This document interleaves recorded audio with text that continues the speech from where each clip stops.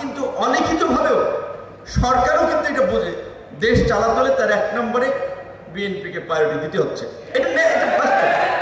Second হচ্ছে, এখানে যেই জামাত নিষিদ্ধ ছিল, জামাত শিবির প্রকাশ্যে একটা প্রোগ্রাম করতে পারতো না, মিছিল মিটিং করতে পারতো না, তারাও প্রায়োরিটি পাচ্ছে।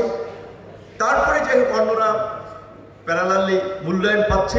সো এইটা বলছি যে এই সংক্ষিপ্ত সময়ে আক্ষেপের কিছু নাই যে আমরা এই সময় পেলাম না বা এই সময় মূল্যায়নটা পেলাম না। রাজনীতিতে যদি আপনি লেগে থাকেন, ওই যে বলছে যে রাজপথের ঘাম এবং রক্ত কখনো বেইমানি করে না, শুধু তারা মূল্যায়ন পাবে। তো যেটা বলছিলাম যে অনেক কথা বলার ছিল, কিন্তু আমার সময়ের কারণে সংক্ষেপ করতেছে। সর্বশেষ যে কথাটা আমি বলতে চাই, আজকের আলোচনার কেন্দ্রিক যে জুলাই থেকে আজ, জুলাইয়ে যে আমাদের স্পিরিট এবং আকাঙ্ক্ষা ছিল, এটা আপনারা সবাই জানেন। এই ফ্যাসিবাদী রাষ্ট্র এবং স্বৈরাচারের পতনের মধ্যে দিয়ে আমরা আমাদের পছন্দের, আমাদের আকাঙ্ক্ষা একটা বাংলাদেশ, একটা সমাজ, একটা রাষ্ট্র, একটা রাজনৈতিক পরিবেশ তৈরির জন্য আমরা দলমত নির্বিশেষে সবাই রাজপথে নেমেছিলাম। এবং যেই আন্দোলনে একজন পথ শিশু থেকে শুরু করে বাসের হেল্পার, ফুটপাতের হকার, সবজি ব্যবসায়ী, মাছ ব্যবসায়ী, গার্মেন্টসের শ্রমিক, বিভিন্ন শ্রেণী পেশার মানুষ সম্পৃক্ত হয়েছিল।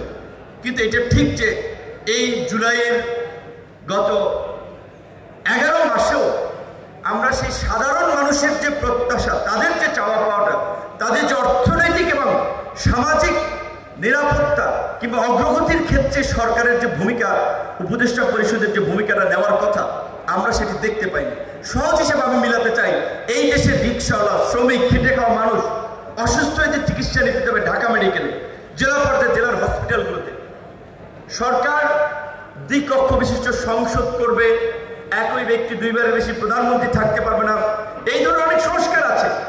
কিন্তু মানুষের যে প্রাত্যহিক এবং সাধারণ খেটে খাওয়া মানুষের সামনে যে দৃশ্যমান কিছু পরিবর্তনের সুযোগ এই সরকারের ছিল, সেটা আমরা খুব বেশি সরকারকে দেখতে পাইনি। যে আমরা হচ্ছে হসপিটালগুলোতে যদি না হয়তো যে এই পরিস্থিতির পরে বাংলাদেশের হসপিটালগুলোর অন্যরকমের পরিস্থিতি, ডাক্তাররা কেয়ার দিচ্ছে, মানুষ যাওয়া মাত্রই ভর্তি হতে পারছে, চিকিৎসা পাচ্ছে, সে ধরনের পরিস্থিতি কিন্তু আমরা দেখতে পাচ্ছি না।